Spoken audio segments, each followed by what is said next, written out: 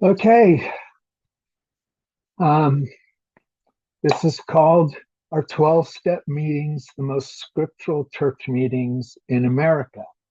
So I want to start, there's a reason for all this. I want to start by telling you that the purpose of this video is not to replace, it's not to demean churches. We need churches. I'm so glad that churches are meeting on Sunday morning.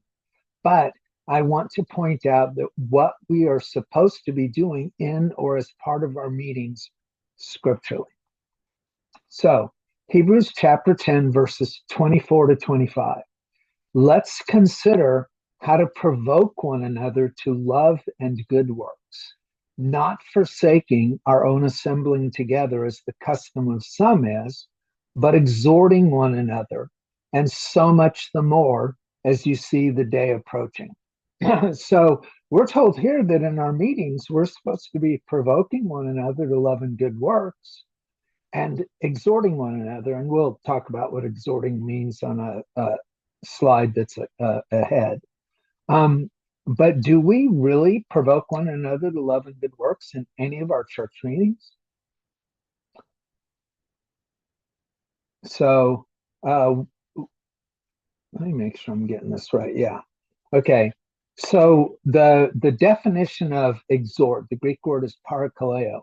It's a big word. I summon, entreat, admonish, comfort, send for, beseech, beg, exhort, admonish. All those words are in there: comfort, encourage, console.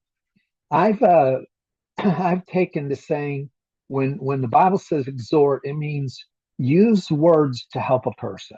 In any way you can do that, whether you need to admonish them, whether you need to comfort them, console them, beg them, you're trying to help them, be a good Christian. Okay, that said, Alcoholics Anonymous says the purpose of all meetings is for AA members to share their experience, strength, and hope with each other, that they may solve their common problems and help others to recover from alcoholism. Now, does that not sound a bit like provoking one another to love and good works and comforting, consoling, encouraging, admonishing, if necessary, one another? Let's read it again. To share their experience, strength, and hope with each other that they may solve their common problem and help others to recover. That's the purpose of all their meetings. And it sounds like Hebrews 10, 24 to 25.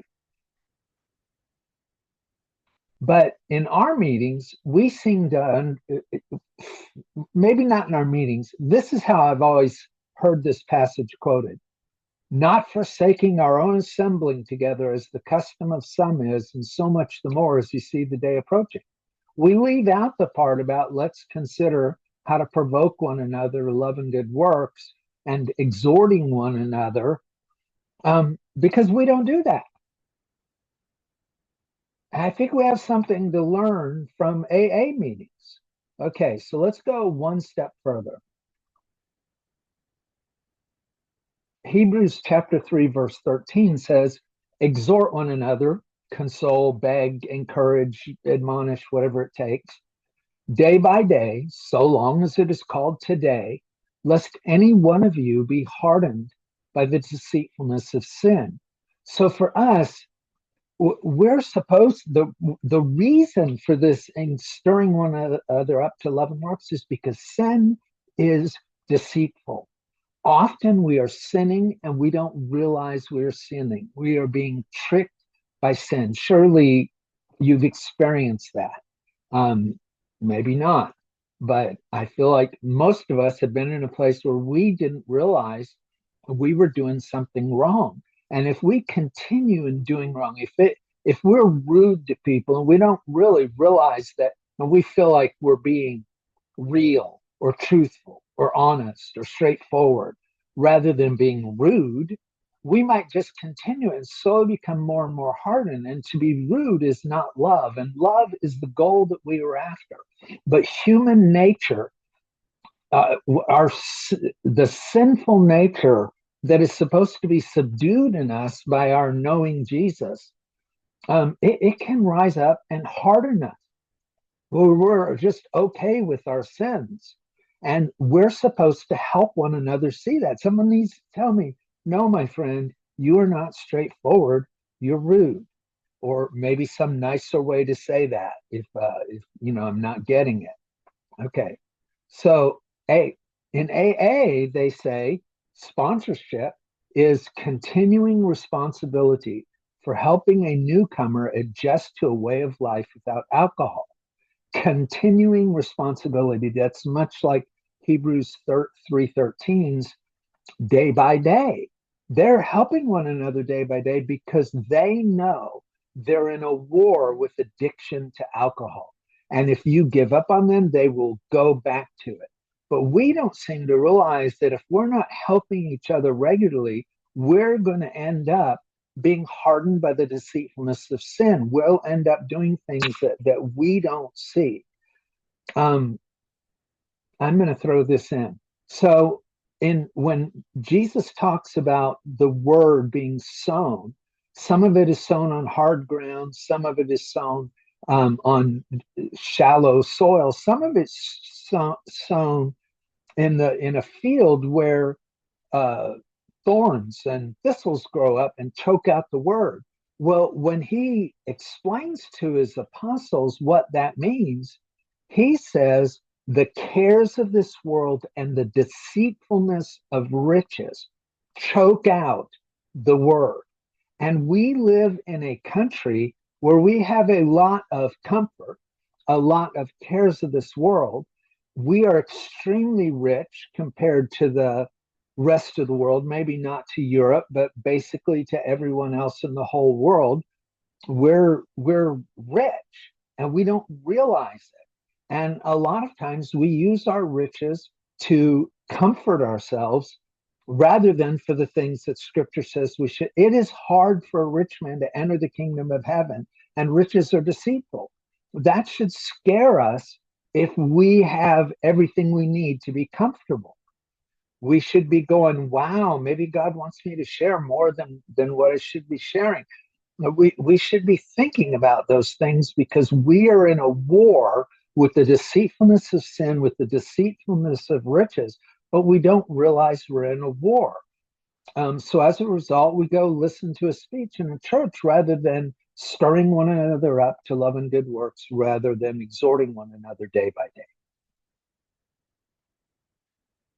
So here's one more thing with AA sponsors. It is the whole AA program, not the individual sponsor, that maintains the newcomer's sobriety.